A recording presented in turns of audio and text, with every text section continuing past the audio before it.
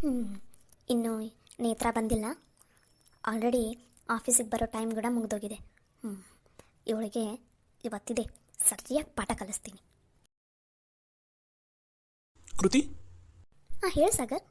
ಇಲ್ಲೇನು ಮಾಡ್ತಿದ್ಯಾ? ಯಾರಿಗೋಸ್ಕರ ವೇಟ್ ಮಾಡ್ತಾ ಇದೆಯಾ? ಯಾಕೆ ಆಫೀಸಲ್ಲಿ ವರ್ಕ್ ಇಲ್ವಾ? ಅಯ್ಯೋ ವರ್ಕ್ ಸಿಕ್ಕಾಪಟ್ಟೆ ಇದೆ ಸಾಗರ್. ವರ್ಕ್ ಮಾಡ್ತಾ ಇದ್ದೆ, ಯಾಕೋ ಕಾಲೆಲ್ಲ ಹಿಡ್ಕೊಂಡಂಗೆ ಆಯಿತು. ಅದಕ್ಕೆ ಒಂದು ರೌಂಡ್ ವಾಕ್ ಹೋಗಿ ಬರೋಣ ಅಂತ ಈ ಕಡೆ ಬಂದೆ ಅಷ್ಟೇ. ಓ ಹೌದಾ? ಅಂದಂಗೆ ಸಾಗರ್, ನಾನು ಈ ಕಡೆ ನೇತ್ರ ಕೂತ್ಕೋತಾಳಲ್ಲ ಆ ಕ್ಯಾಬಿನಿಂದಾನೇ ಬಂದೆ. ಅವಳು ಇನ್ನೂ ಬಂದಿಲ್ಲಲ್ಲ ಆಫೀಸಿಗೆ.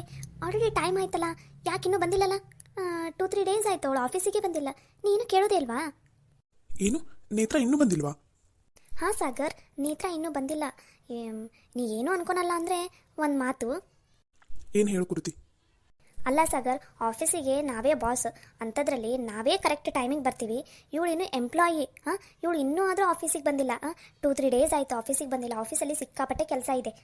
ಅದು ಅಲ್ಲಿ ಇವತ್ತಾದರೂ ಬೇಗ ಬಂದು ಕಂಪ್ಲೀಟ್ ಮಾಡಬೇಕು ತಾನೇ ವರ್ಕ್. ಇನ್ನೂ ಕೂಡ ಬಂದಿಲ್ಲ ನೋಡು. ನೀನು ಅವಳಿಗೆ ಒಂದು ಸ್ವಲ್ಪ ಸರಿಯಾಗಿ ಹೇಳು. ಹಾಗೇನಿಲ್ಲ ಕೃತಿ, ಮೇ ಬಿ ಏನಾದರೂ ವರ್ಕ್ ಇದೆ ಅಂತ ಅನ್ಸುತ್ತೆ. ಇಲ್ಲಾಂದ್ರೆ ಅವಳು ಕರೆಕ್ಟ್ ಟೈಮಿಗೆ ಬಂದುಬಿಡ್ತಾಳೆ. ಹಾಂ ಸಾಗರ್, ಅವಳು ಕರೆಕ್ಟ್ ಟೈಮಿಗೆ ಬರ್ತಾ ಇದ್ಲು ಮುಂಚೆ. ಆದರೆ ಇತ್ತೀಚೆಗೆ ಯಾಕೋ ಕರೆಕ್ಟ್ ಟೈಮಿಗೆ ಆಫೀಸಿಗೆ ಬರ್ತಾ ಇಲ್ಲ. ಮನೆಗೆ ಹೋಗುವಾಗ ಕೂಡ ಬೇಗನೆ ಹೋಗಿಬಿಡ್ತಾಳೆ. ಅದಕ್ಕೋಸ್ಕರ ಹೇಳಿದೆ ಅಷ್ಟೇ. ನನಗೇನು ಅವಳಿಗೆ ನಿನ್ನ ಹತ್ರ ಬಯಸಬೇಕು ಅಂತ ಏನಿಲ್ಲ. ಆಫೀಸಲ್ಲಿ ಸರಿಯಾಗಿ ಕೆಲಸ ಮಾಡಬೇಕಲ್ಲ. ಇವತ್ತು ಇವಳು ಹಿಂಗೆ ಮಾಡ್ತಾ ಇದ್ದಾಳೆ, ಮುಂದೆ ಇವಳು ನೋಡಿ ಮತ್ತು ಇನ್ನೊಂದು ಎಂಪ್ಲಾಯಿ ಕಲಿಬಾರ್ದಲ್ಲ ಅಂತ. ಡೋಂಟ್ ವರಿ ಕೃತಿ, ನಾ ಹೇಳ್ತೀನಿ ನೇತ್ರಾಗೆ. ಆದರೂ ಅವಳು ಆ ಥರ ಬೇಜವಾಬ್ದಾರಿ ಏನಿಲ್ಲ. ಅವಳು ವರ್ಕನ್ನು ಹೇಳಿದ ಟೈಮಿಗೆ ಕಂಪ್ಲೀಟ್ ಮಾಡ್ತಾಳೆ. ಅದು ಅಲ್ಲದೆ ಏನಾದರೂ ಕೆಲಸ ಇದ್ದೇ ಇರುತ್ತೆ, ಅದಕ್ಕೋಸ್ಕರ ಲೇಟಾಗಿ ಬರ್ತಾ ಇರ್ಬೋದು ಅಷ್ಟೇ. ನೀನೇನು ತಲೆ ಕೆಡಿಸ್ಕೋಬೇಡ, ಸರಿನಾ? ನನ್ನೊಂದು ಸ್ವಲ್ಪ ಹೊರಗಡೆ ಕೆಲಸ ಇದೆ, ನಾ ಹೋಗಿ ಬರ್ತೀನಿ. ನಮಸ್ತೆ ಸರ್. ಹಾಂ ನಮಸ್ತೆ ನೇತ್ರ. ಯಾಕೆ ಆಫೀಸಿಗೆ ಲೇಟ್ ಆಯ್ತಲ್ಲ ಬರೋದು? ಯಾಕೆ ಸರ್, ಖುಷಿ ಮೇಡಮ್ ಅವ್ರು ಏನು ಹೇಳಿಲ್ವಾ ನಿಮಗೆ? ಅಕ್ಕನ ಏನು ಹೇಳಿಲ್ಲ, ಯಾಕೆ? ಅದು ಖುಷಿ ಮೇಡಮ್ ಅವರು ಇದು ಬಿಸ್ನೆಸ್ ಸಲುವಾಗಿ ನಮ್ಮ ಮನೆಗೆ ಬಂದು ಮಾತಾಡ್ತೀನಿ ಅಂತಂದಿದ್ರು. ಅದಕ್ಕೋಸ್ಕರ ನೀವು ಮನೆಯಲ್ಲಿನೇ ಇರು, ನನ್ನ ಜೊತೆನೇ ವಾಪಸ್ ಬರುವಂತೆ ಅಂತ ಹೇಳಿದರು. ಅದಕ್ಕೋಸ್ಕರ ಅವರು ನಮ್ಮ ಮನೆಗೆ ಬಂದ್ರಲ್ಲ, ಮಾತಾಡಿ ಅವ್ರನ್ನ ವಾಪಸ್ ಕರ್ಕೊಂಡು ಬಂದು ನಿಮ್ಮ ಮನೆಗೆ ಬಿಡೋಷ್ಟರಲ್ಲಿ ಲೇಟ್ ಆಯಿತು. ಅದು ಅಲ್ಲದೆ ಒಂದು ಸ್ವಲ್ಪ ಡಿಸೈನ್ ಎಲ್ಲ ಹಾಕಿದ್ರು, ಬಟ್ಟೆ ಅದೆಲ್ಲ ತೊಗೊಂಡು ಹೋಗುವಂತೆ ಅಂತ ಬಂದಿದ್ರು ಮನೆಗೆ. ಅದಕ್ಕೋಸ್ಕರ ನಿಮ್ಮ ಮನೆಗೆ ಹೋಗಿ ಅದನ್ನೆಲ್ಲ ಇಸ್ಕೊಂಡು ಬರೋಷ್ಟಿಗೆ ಲೇಟ್ ಆಯಿತು ಸರ್. ಸಾರಿ. ಖುಷಿ ಮೇಡಮ್ ಅವರು ನಿಮಗೆ ಹೇಳ್ತೀನಿ ಅಂತಂದಿದ್ರು, ಅದಕ್ಕೋಸ್ಕರ ನಾನು ನಿಮಗೆ ಕಾಲ್ ಮಾಡಿಲಾಗಿದ್ದೆ. ಓ ಹೌದಾ? ಓ ಸಾರಿ. ನಿನ್ನೆ ನೈಟೇ ಅಕ್ಕ ಹೇಳಿದ್ಲು. ಹೌದು ಸಾರಿ, ನಾನು ಮರ್ತೇ ಬಿಟ್ಟಿದ್ದೆ. ನಿಮ್ಮ ಮನೆಗೆ ಹೋಗಿ ಬರೋದಿದೆ, ನೇತ್ರ ನಾಳೆ ಆಫೀಸಿಗೆ ಲೇಟಾಗಿ ಬರ್ತಾಳೆ ಅಂತ ಹೇಳಿದ್ರು. ಈ ವರ್ಕ್ ಟೆನ್ಷನಲ್ಲಿ ನಾನೇ ಮರ್ತು ಬಿಟ್ಟಿದ್ದೀನಿ. ಸರಿ, ನೀವು ಹೋಗಿ ವರ್ಕ್ ಮಾಡ್ತಾಯಿರು, ನನ್ನ ಸ್ವಲ್ಪ ಹೊರಗಡೆ ಕೆಲಸ ಇದೆ, ನಾನು ಮುಗಿಸ್ಕೊಂಬರ್ತೀನಿ. ಸರಿ ಸಾಗರ್ ಅವರೇ. ನಾನು ಹೇಳಿಲ್ಲ ಕೃತಿ, ಏನಾದರೂ ಇಂಪಾರ್ಟೆಂಟ್ ವರ್ಕ್ ಇದ್ದರೆ ಅಷ್ಟೇ ನೇತ್ರ ಲೇಟಾಗಿ ಬರ್ತಾಳೆ ಆಫೀಸಿಗೆ, ಇಲ್ಲಾಂದ್ರೆ ಅವಳು ಕರೆಕ್ಟ್ ಟೈಮಿಗೆ ಬರ್ತಾಳಂತ ಹೇಳಿದ್ದೆ ತಾನೇ? ನೋಡು. ಬಾಯ್ ಸಾಗರ್ ಸರ್, ಹುಷಾರು. ಹಾಂ ಓಕೆ ನೇತ್ರ, ಬಾಯ್.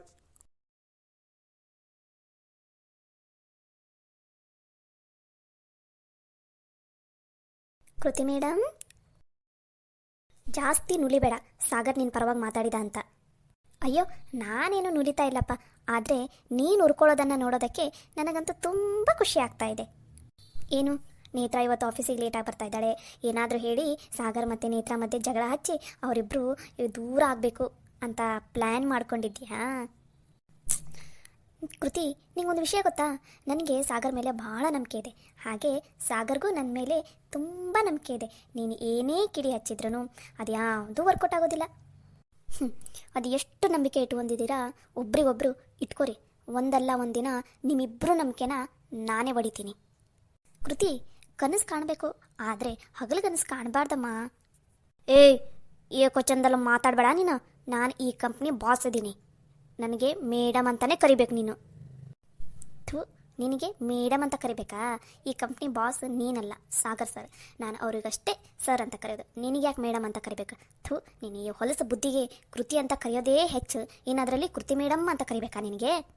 ಕೃತಿ, ನಿಂಗೆ ಇನ್ನೊಂದು ವಿಷಯ ಗೊತ್ತಾ? ನಾನು ಸಾಗರ್ ಅಷ್ಟೇ ಒಂದಾಗೋದಲ್ಲದೆ ಸಾಗರ್ ಮನೆಯವರು, ಆಮೇಲೆ ನಮ್ಮ ಮನೆಯವರು, ಎರಡೂ ಮನೆಯವರು ಒಂದಾಗೋ ಹಾಗೆ ನಾ ಮಾಡ್ತೀನಿ. ನೋಡ್ತಾ ಇರು ನೀನೇ. ಅದು ಮಾತ್ರ ಈ ಜನ್ಮದಲ್ಲಿ ಸಾಧ್ಯ ಇಲ್ಲ. ಕನಸು ಕಾಣೋದಕ್ಕೆ ಹೋಗ್ಬೇಡ ನೀನು. ಅಯ್ಯೋ ಪಾಪ, ಕೃತಿಗೆ ಹೊಸ ವಿಷಯ ಗೊತ್ತಿಲ್ಲ ಅಂತ ಅನಿಸುತ್ತೆ. ಇವಾಗ ನಾನು ಹೇಳ್ತೀನಿ ಕೇಳು. ಇವಾಗ ಖುಷಿ ಮೇಡಮ್ ಅವರು ಫ್ಯಾಷನ್ ಡಿಸೈನರ್ ಹೌದು ಕಲ್ತಿದ್ದಾರೆ, ಕೋರ್ಸ್ ಕಲ್ತಿದ್ದಾರಲ್ವಾ, ಅದರ ಬೇಸ್ ಮೇಲೆ ಒಂದು ಬಿಸ್ನೆಸ್ ಮಾಡ್ತಾ ಇದ್ದಾರೆ. ಆ ಬಿಸ್ನೆಸ್ಸನ್ನು ಎಲ್ಲಿ ಸ್ಟಾರ್ಟ್ ಮಾಡ್ತಾ ಇದ್ದಾರೆ ಅಂತ ಗೊತ್ತಾ ನಿಮಗೆ? ಗೊತ್ತಿಲ್ಲ ನಿಮಗೆ? ನಾ ಹೇಳ್ತೀನಿ ಕೇಳು. ಆ ಬಿಸ್ನೆಸ್ಸನ್ನು ನಮ್ಮ ಮನೆಯಲ್ಲಿ ನಮ್ಮ ಮನೆಯವ್ರ ಜೊತೆನೇ ಸ್ಟಾರ್ಟ್ ಮಾಡ್ತಾ ಇದ್ದಾರೆ. ಏನು ಹೇಳ್ತಾ ಇದೀಯ ನೀನು? ಹುಚ್ಚುಚ್ಚಿ ಥರ ಏನೇನೋ ಹೇಳೋದಕ್ಕೆ ಹೋಗ್ಬೇಡ.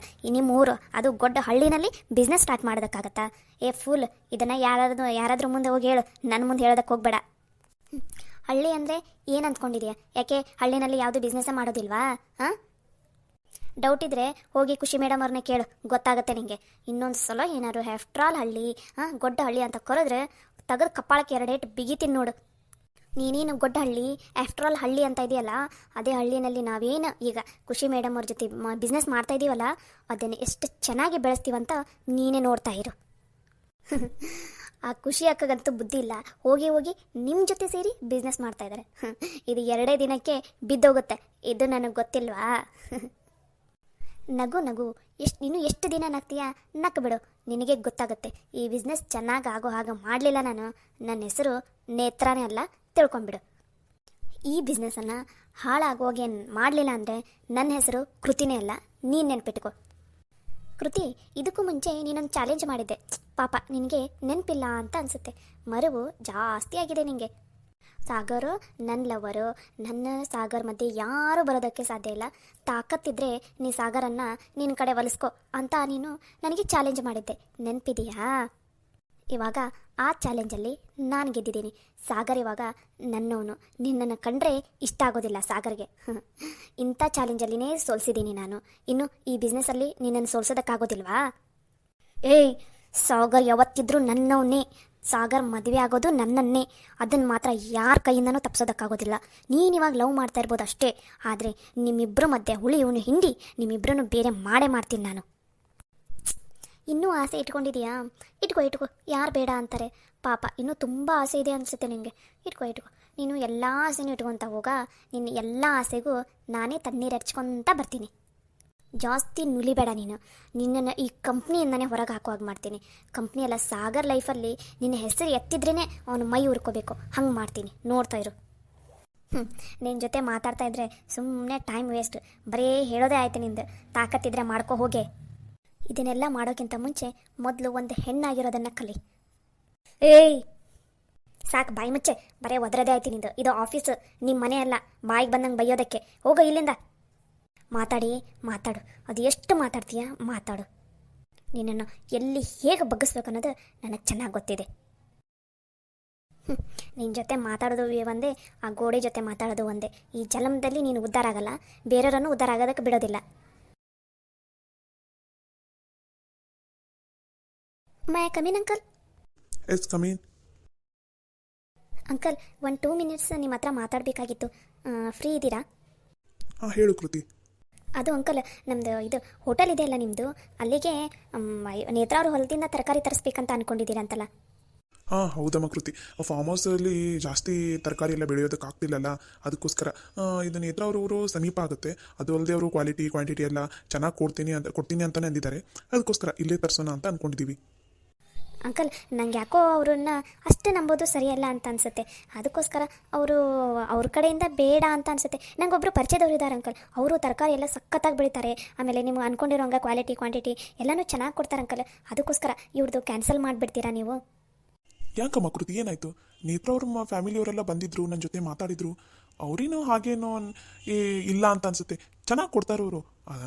ಇಲ್ಲಮ್ಮ, ಆ ಥರ ಇಲ್ಲ, ರಿಜೆಕ್ಟ್ ಮಾಡಬಾರ್ದು ಒಮ್ಮಿಗೆ.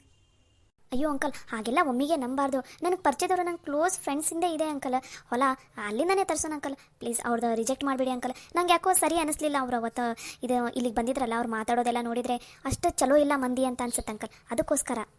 ಕೃತಿ, ಹಾಗೆಲ್ಲ ಒಬ್ಬರ ಬಗ್ಗೆ ಗೊತ್ತಿಲ್ಲದೆ ಆ ಥರ ಎಲ್ಲ ರಿಜೆಕ್ಟ್ ಮಾಡಬಾರ್ದಮ್ಮ. ನೋಡೋಣ, ಈ ಸಲ ಹೇಗೋ ಕೊಟ್ಟಿದ್ದೀವಲ್ಲ ಆಫರ್ ಅವರಿಗೆ, ಅವ್ರು ಚೆನ್ನಾಗಿ ಬೆಳೆದು ಕೊಟ್ಟು ನಮ್ಮ ನಂಬಿಕೆಯನ್ನೆಲ್ಲ ಉಳಿಸ್ಕೊಂಡ್ರೆ ಕಂಟಿನ್ಯೂ ಮಾಡಿದ್ರಾಯ್ತು. ಇಲ್ಲ ಅಂದರೆ ಮತ್ತೆ ಮುಂದೆ ನೋಡಿದ್ರಾಯ್ತು. ಸರಿನಾ? ಸರಿ ಸರ್. ನೀವೇ ಅವ್ರ ಜೊತೆ ಈ ಬಿಸ್ನೆಸ್ಸನ್ನು ಕಟ್ ಮಾಡಬೇಕು. ಆ ಥರ ನಾನು ಮಾಡೇ ಮಾಡ್ತೀನಿ.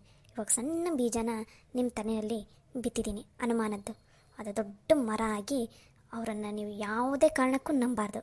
ಆ ಥರ ಮಾಡ್ತೀನಿ ನಾನು.